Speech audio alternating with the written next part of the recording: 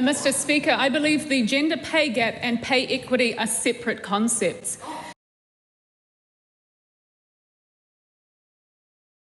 Mr. Speaker, I believe the gender pay gap and pay equity are separate concepts.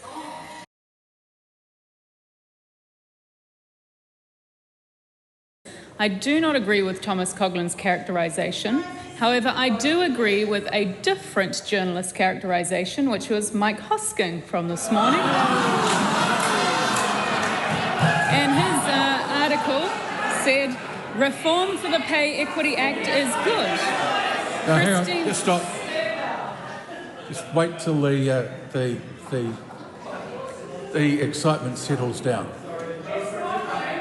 No, just wait. Does she think, quote, very real and significant cost reductions to government, unquote, is a price only women should pay for? No, I believe women should be paid for their work.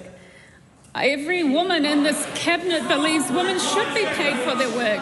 What we don't agree with are muddied laws. We have laws that Labour pushed through that have made pay equity confused with things like collective agreements, confusion with inflation, confusion with other labour market forces, things like technological change, demographic change, a whole range of labour market forces. Supplementary question, the Right Honourable Winston Peters. Can I ask the Minister as to whether the questioner, who is a primary school teacher, has told her as to who gave primary school teachers massively filled with the women in that population pay parity? So how is that question in Well, you're looking at it, that's why.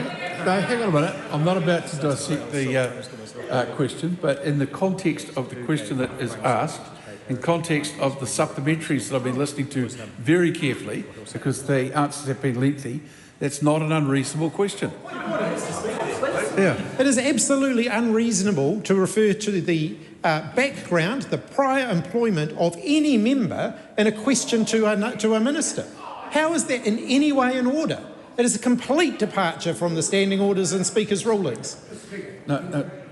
Well, we're not going to go on too long. Sir, that the teaching profession in more recent years has massively become more the province of women than men, that's sad to say. But the reality is, I was just trying to make the point that this person, who has an experience as a headmistress of a primary school, was the benefit, yes. Well, the principal, same thing. There's a lot of ranges of the way it's described them. Some still describe themselves as headmistress. Not everybody's like that person, confused about what a woman is. But the point here is that they were the beneficiary of pay parity. Supplementary. Is her message to Kiwi women whose work is undervalued that they should just suck it up and work harder to grow the economy?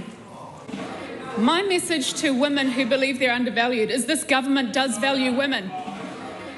My message to women who believe they're undervalued is this government does value women. Supplementary. Is she comfortable that taking the women's movement backwards by decades will be her political legacy? My political legacy shouldn't be the focus of that member. She should focus on doing her job.